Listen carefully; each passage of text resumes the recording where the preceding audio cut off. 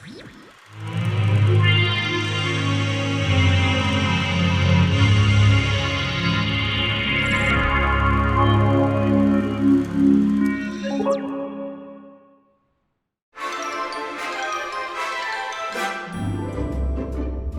everyone, RUCU here.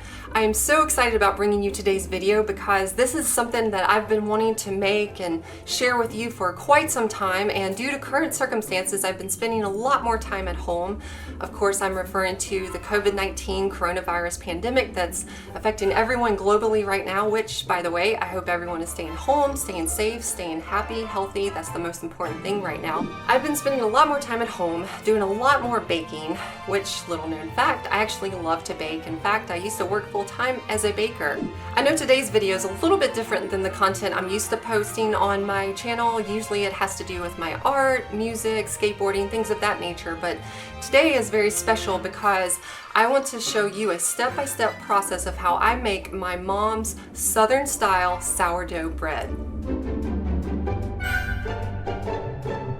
Now immediately, I'm sure your ears perked up and you're thinking, ooh, what differentiates Southern style sourdough bread from regular sourdough bread? Well, I'm glad you asked. The difference is a ton of sugar. Ooh, the sweet tea sure is quenching my thirst, I do declare. You know how we Southerners just love our sweet tea, and apparently we love our sourdough bread just as sweet. So without further ado, let's go ahead and jump right in and start baking. Let's go. Before we get started, there's just a few ingredients that you'll need to make your bread. You're going to need salt, sugar, bread flour, of course, instant potatoes, that sounds weird, but I'll get back to that in a second, oil, canola or vegetable is fine, and a packet of active dry yeast. Some additional supplies you'll need are measuring cups and spoons, a mixing bowl, a mason jar for your bread starter, and loaf pans in which to bake your bread. Here's a copy of my mom's original sourdough bread recipe. Honestly, I really can't say where or from whom she got this recipe, but I remember her always baking this bread. She would even make extra loaves around the holidays, especially for Christmas, to give away as gifts. Establishing a strong, active starter for your bread is key to pulling off this recipe. The stronger your bread starter, the better your dough will rise, and ultimately, the better your bread will taste. I happen to already have my starter made, so I'm going to add 3/4 cup sugar, 4 tablespoons of those instant potatoes I mentioned earlier, and 1 cup of warm water to feed my pre-existing yeast culture. If you're making your starter for the first time, you will use the same ingredients and the exact same amounts I just mentioned, only you'll add 1 packet of active dry yeast. Pour the yeast into the warm water, add your sugar and instant potatoes, and stir until dissolved. Now, the original recipe calls for 3 tablespoons of instant potatoes. I typically use 4 tablespoons because the brand of potatoes that I use come in these big flaky pieces, so I throw them into my espresso grinder to make them a bit finer and easier to mix with the starter.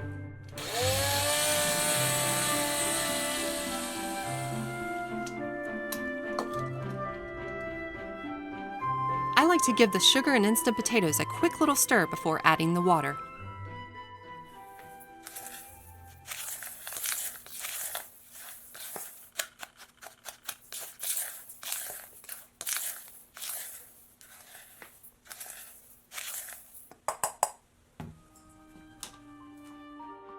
Your water should not be scalding hot, but it needs to be hotter than lukewarm temp.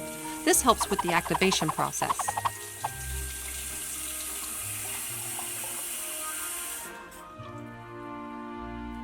Whether you're making your bread starter for the first time or simply feeding a pre-established yeast culture, you're going to pour this mixture into your mason jar and loosely screw on the top.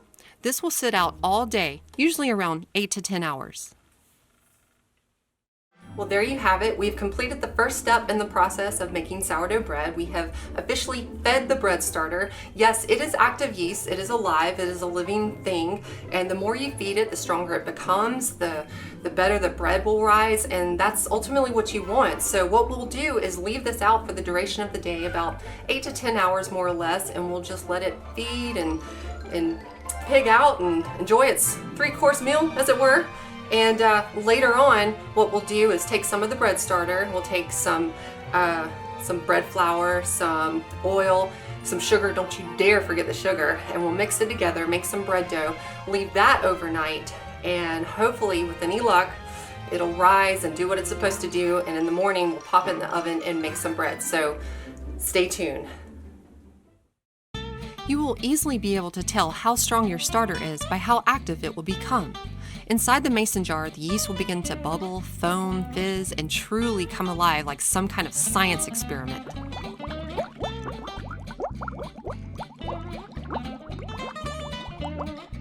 You're going to have to feed your starter every 3 to 5 days, but the more often you feed your starter, the more active it'll become and the better your bread will turn out in the end. Just a quick side note, if you take care of your bread starter and continue to feed it periodically, it will last for years. I mean that literally. This berry bread starter that I'm using today is the exact same starter that my mom and I have been using since 2009. So this yeast culture is over 10 years old and is one of the last direct links that I have connecting to my mom. That's pretty magical. Finissimo. While we're letting the starter feed and do its thing, we can go ahead and put together our dry mix for the bread dough. You'll need 6 cups of sifted bread flour, 1 tablespoon of salt, and a half a cup of sugar, naturally. Throw it all together in a big mixing bowl and give it a little stir. Now let's check on the starter, shall we? So our starter has been sitting out all day for about 10 hours and it looks really good. The more bubbles and foam and carrying on, the better. Be sure to pour out any excess starter until the mason jar is just under half full. Then return your starter to the fridge where it will keep until you're ready to feed it again.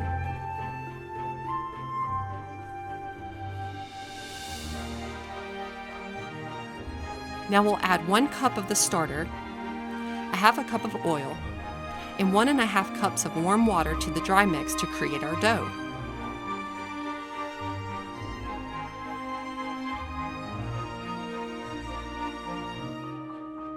The trick here is to blend the ingredients well enough to make a stiff dough without mixing too much.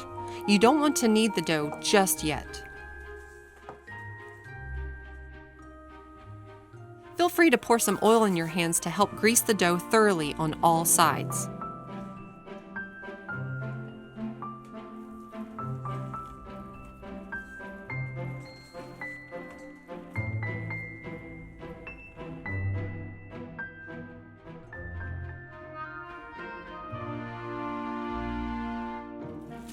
Lastly, you want to cover the mixing bowl and set it aside overnight.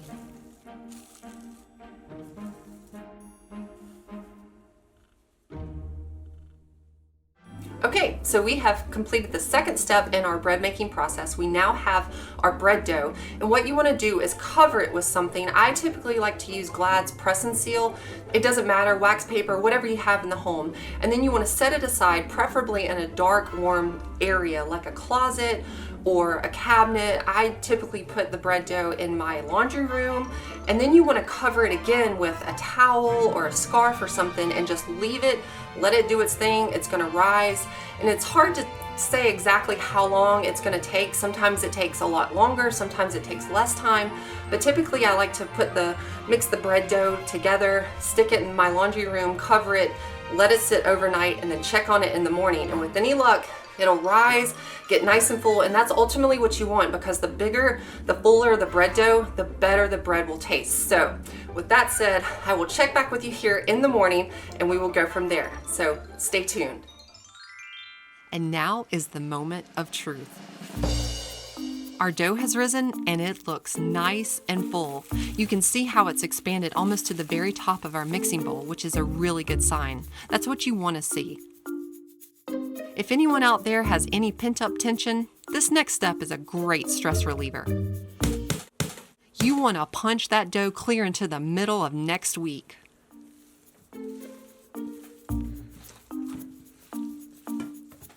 This is when you'll knead the dough a little bit and can divide it into 3 separate loaves.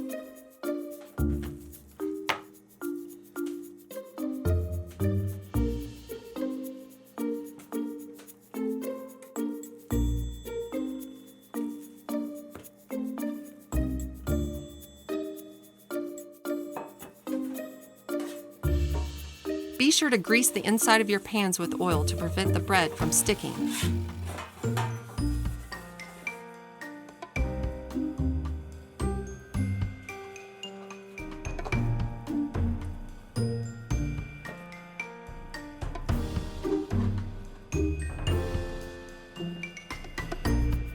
Now you just want to cover the dough again and set aside for about 10 to 12 hours.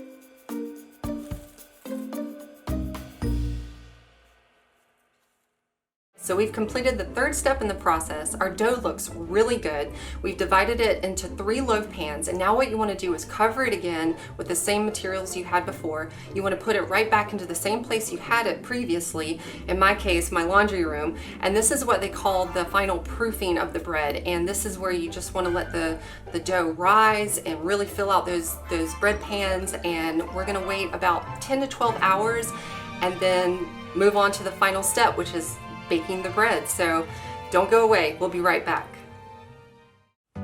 Our dough has been proofing in our loaf pans for about 12 hours now, and we are finally ready to bake off our bread.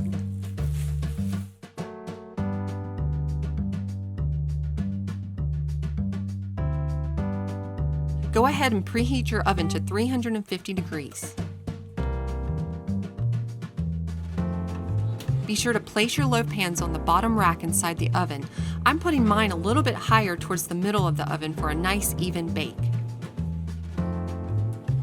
Set your timer for 30 to 40 minutes. I strongly suggest keeping a close eye on your bread throughout the baking process because the bake time tends to fluctuate. Today the bread baked a bit quicker than I had anticipated. It only took about 28 minutes to get them to a nice golden brown color. Any longer and they would have certainly burned.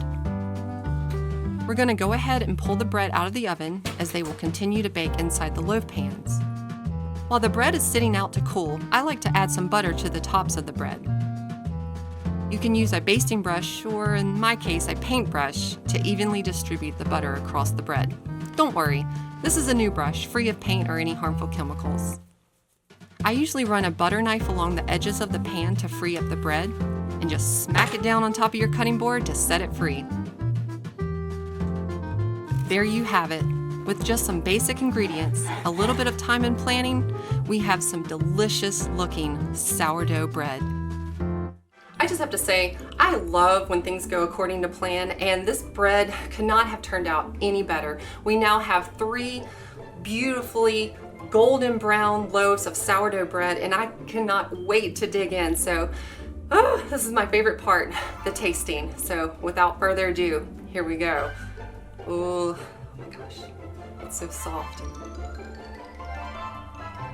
Oh my God. It's so warm, it's so soft. It's got a great outer crust.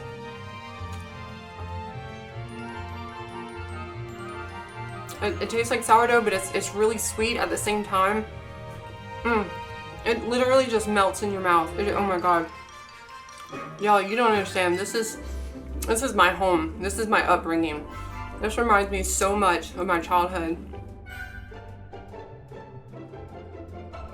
I just have to say, I'm so thankful to my mom for showing me her recipe and teaching me the step-by-step process, because every single time I bake off this bread, I feel like a little piece of her is with me, and it just takes me right back to my childhood. And she was always baking and making just the most delicious treats, and I miss her so much. But for anyone out there watching this, I strongly recommend trying this at home. It's not a difficult process, but it is just that. It's a process. I will tell you this though, there is nothing quite like tasting food that's made fresh, from scratch, by hand. It doesn't get any better than that, in my opinion. So with that being said, I just want to thank y'all for tuning in, for watching this video. If you're baking something, I'd love to hear about it. If you try this recipe, I would love to hear how it turns out. And until next time, I want to wish y'all happy baking. Thanks, y'all. I'm going to go enjoy some sweet tea and some sourdough bread. Oh my God. So good.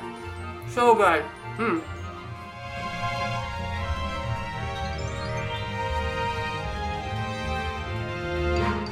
Been doing a lot more baking recently. Little known fact,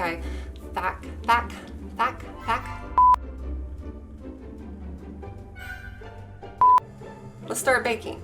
Let's bake. Let's bake. Let's bake it. Bake it. Bake it.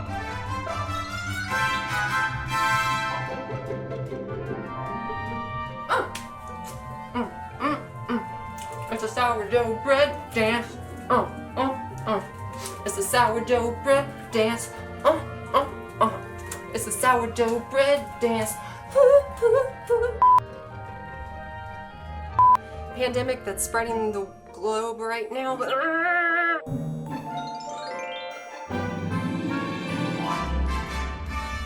Honey, you're so cute.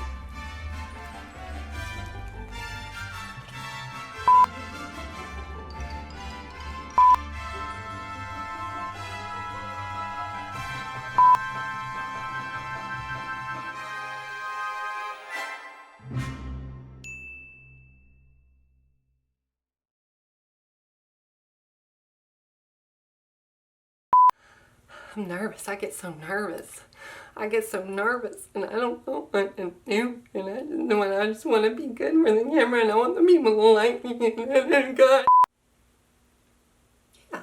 All right. Just for good measure.